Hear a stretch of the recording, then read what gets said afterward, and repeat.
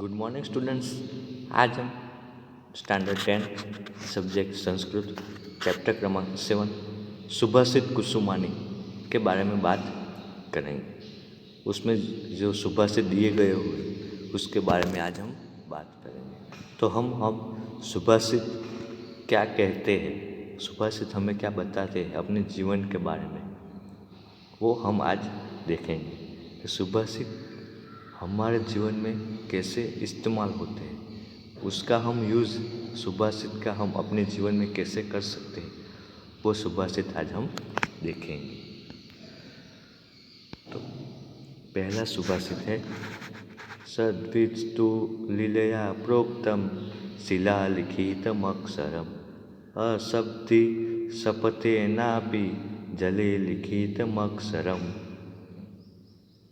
यानी क्या कहा है कि सज्जन लोग नम्रता से कुछ भी बोलते हैं। सिद्धेस्तु यानी सज्जन लोग, लीलिया यानी नम्रता से, प्रोक्तम यानी बोलते हैं।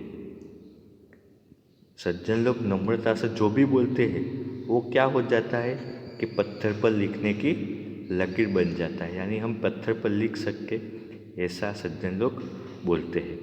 अशब्दी सपते नापी जले लिखितम अक्षरम, यानी जो दुर्जन यानी पापी लोग होते हैं वो शपथ लेते हैं तो वो पानी पे लिखने जैसी हो जाती है, यानी पानी पे हम लिखें ऐसी होती है। दूसरा सुभाषित सेवितव्यो महावृक्ष फल छाया समन्वित यदि देवात् फलम नास्ति छाया के न निवार्यते। यानी सेवितव्यो महावृक्षम, हमें ऐसा वृक्ष का सेवन करना चाहिए। फल छाया समन्वितम, यानी हमें फल और छाया दोनों दे सके। यदि देवत फलम नास्ति आदि, यानी जो फल न दे सके तो कोई बात नहीं, लेकिन छाया के न निवार्यते, यानी वो हमें छाया तो प्रदान करना ही चाहिए। छाया देता ऐसा वृक्ष तो हमें होना ही चाहिए। तीसरा श्लोक आरोप्यते शिला शैले यत्ने महता यथा निपत्यते क्षणे नार्ध तथात्मा गुण दोषयो। ये श्लोक में क्या कहा है, अगर हमें पत्थर को आरोप्यते शिला शैल, यानी पत्थर को हमें शिला यानी पहाड़ पे, पर्वत पे, माउंटेन पे चढ़ाना है तो हमें बहुत परिश्रम होगा, बहुत मेहनत करनी होगी। लेकिन निपत्यते क्षणे नाथ, यानी हमें उसे पर्वत पर से नीचे गिराना है तो हम क्षण में उसे गिरा सकते हैं, यानी कुछ ही सेकंड में हमें पर्वत पर से नीचे गिरा सकते हैं। तथात्माना गुना दोषयो,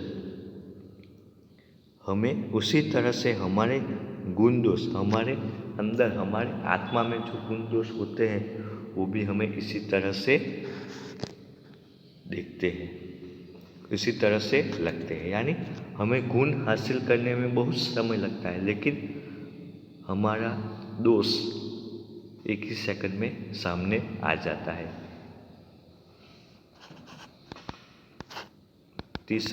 चौथा श्लोक शनि रुष्टे शनि तुष्टे रुष्ट तुष्ट शनि क्षणे क्षणे रुष्टे शनि तुष्टे रुष्ट तुष्ट क्षणे क्षणे अव्यवस्थित चित्तस्य प्रसादोपि भयंकर। यानी जो क्षण में रुष्ट यानी गुस्सा और क्षण में तुष्ट यानी संतुष्ट, जो क्षण में रुष्ट यानी क्षण में तुष्ट, यानी एक ही क्षण में गुस्सा है, यानी एक ही क्षण में संतुष्ट जो हो जाता है, यानी वो क्षण क्षण में गुस्सा भी हो जाता है, यानी क्षण क्षण में संतुष्ट भी हो जाता है। अव्यवस्थितो चित्तम प्रसादोपि भयंकरम, अनस्टेबल लोगों, यानी ऐसे लोगों को ऐसे लोगों की प्रसादी हमें भयंकर लगती है। यानी वो कुछ भी दे तो हमें भयंकर लगता है। आपके साथ कोई व्यक्ति 2 मिनट शांति से बात करे या 2 मिनट के बाद गुस्से से बात करे तो आपको क्या लगेगा कि ये व्यक्ति हैप्पी है या एंग्री है, आपको पता नहीं चलेगा। यानी क्षण क्षण में उसका स्वभाव में परिवर्तन आता है। तो ऐसे लोगों की प्रसादी हमें अच्छी नहीं लगती, डेंजरस लगती है हमें। यथा चतुर्भिः कनक परीक्षते निर्घक्षणच्छेदनतापताडने तथा चतुर्भिः पुरुष परीक्षते श्रुतेन शीलेन गुणेन कर्मणा। यानी इस श्लोक में क्या कहा है कि जिस तरह यथा चतुर्भिः कनक परीक्षते, यानी जिस तरह, यानी इस कनक यानी सोने, सोने की परख 4 तरीकों से होती है। परीक्षा, सोने की परीक्षा 4 तरीकों से होती है। एक घिसना, निर्घसना यानी घिसना, छेदना यानी काटना, ताप એટલે ताप तपाना और ताड़ना यानी हैमरिंग, कटिंग करना। 4 तरीकों से उसकी परीक्षा होती है। तथा चतुर्भिः पुरुष परीक्षित, यानी इसी तरह से व्यक्ति की परीक्षा भी 4 तरीकों से होती है। कैसे? श्रुतेन शीलेन गुणेन कर्मणा, यानी श्रुतेन यानी उसके नॉलेज से, शीलेन यानी चारित्र, कैरेक्टर, गुणेन यानी गुण, कर्मणा यानी कर्म, वर्क। इसी तरीके से उसकी इंसान की 4 तरीकों से परीक्षा होती है। छठा सुभाषित श्लोक।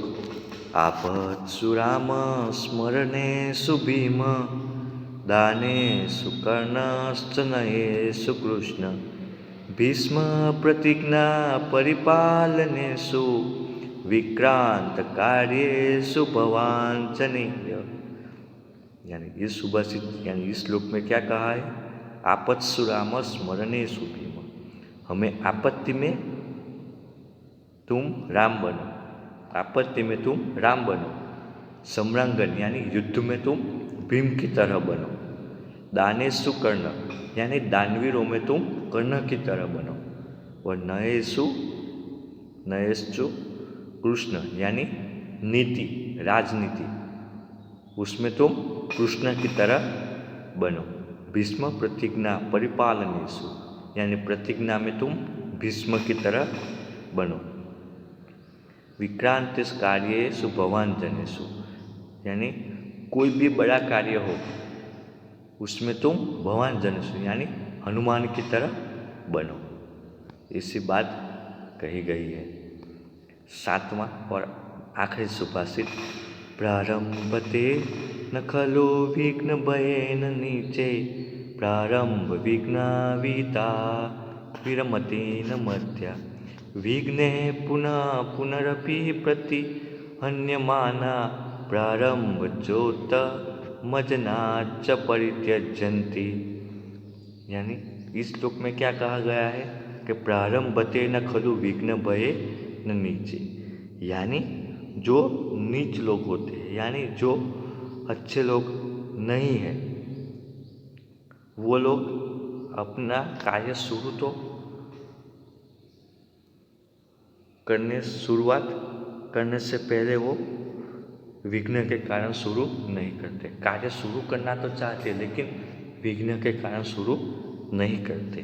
प्रारंभ विघ्न विहिता विरमति न मध्या, यानी जो मध्यम लोग होते हैं, अच्छे जो मध्यम लोग होते हैं, बीच वाले लोग होते हैं, वो क्या करते हैं? वो इंसान अपना कार्य शुरू तो करते हैं लेकिन विघ्न आने के बाद वो अपना कार्य वहाँ पे ही रोक देते हैं, उससे आगे वो कार्य नहीं करते। विघ्ने पुनः पुनरपि प्रतिहन्यमाना, यानी बार बार विघ्न आने के कारण वो साथ नहीं करता। या प्रारंभते जो मजाना न परित्यज्यन्ति, यानी जो श्रेष्ठ व्यक्ति होता है, जो बहुत अच्छा व्यक्ति होता है, वो कुछ भी हो जाए, कितना भी परिश्रम न क्यों ना हो, कितना भी विघ्न क्यों ना आए, फिर भी वो अपना कार्य शुरू ही रखता है, वो बीच में अपना कार्य नहीं छोड़ता। तो आज हम सुभाषित में 7 श्लोक देखें। 7 श्लोक में हमें अलग अलग बातें बताई गई है कि हमें अपने जीवन को कैसा रखना चाहिए, हमें अपना जीवन कैसा बनाना चाहिए, उसके बारे में आज हमें बात कही गई है। तो हमने ये देखा।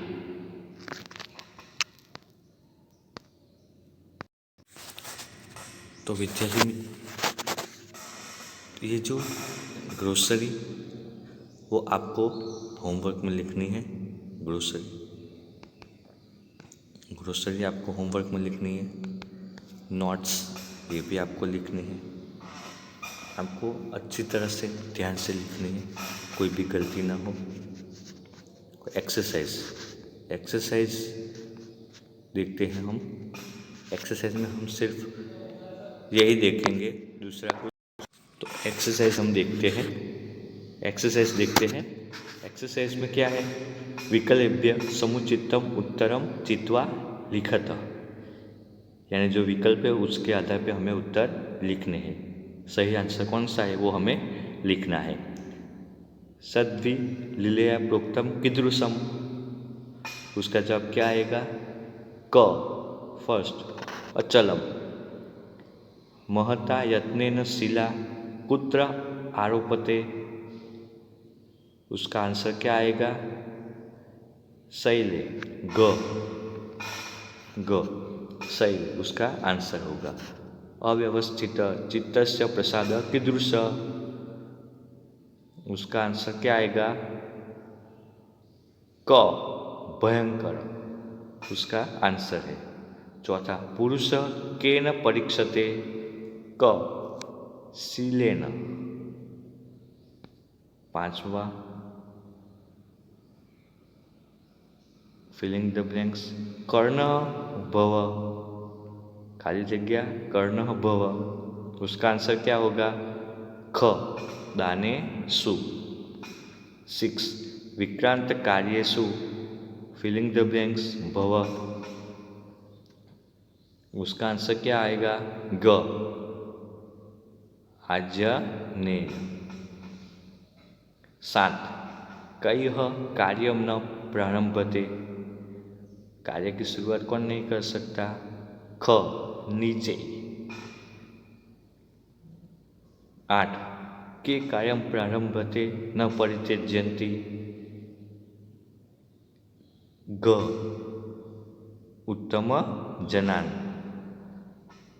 ये विकल्प आपको लिखने हैं, यानी एक्सरसाइज ये विकल्प लिखने हैं। उसके बाद आपको एक वाक्य क्वेश्चन 2 भी लिखना है। क्वेश्चन 3 उसका आंसर भी आपको लिखना है। क्वेश्चन 4 आंग्ल भाषायाम् उत्तरं लिखत, आपको लिखना है क्वेश्चन 4 और क्वेश्चन 5। हमें खास ध्यान ये रखना है कि जो सुभाषित में श्लोक दिए गए हुए हैं उसका भाषांतर, ट्रांसलेटर, अर्थ विस्तार आता है, तो हमें अर्थ विस्तार भी लिखने होते हैं एग्जाम में। उसके लिए हमें ध्यान से श्लोक को समझ के उससे हमें लिखना चाहिए। ये 5 और श्लोक। छठा क्वेश्चन क्या है? 6 प्रश्न 6 नंबर का क्वेश्चन है, श्लोक पूर्ति कुरुत, यानी श्लोक पूर्ति करना है। वो भी हमें अच्छी तरह से श्लोक को पठन करके हमें याद करना है, वो भी हमें एग्जाम में आते हैं, इसलिए हमें वो भी करना है। तो एक्सरसाइज लिखनी है और ग्रोसरी भी एग्ज़ाम में मतलब के ग्रोसरी नोट में लिखनी है। स्वाध्याय में हमें लिखनी है। होमवर्क में सब कुछ एक्सरसाइज और ग्रोसरी हमें लिखनी है। Thank you.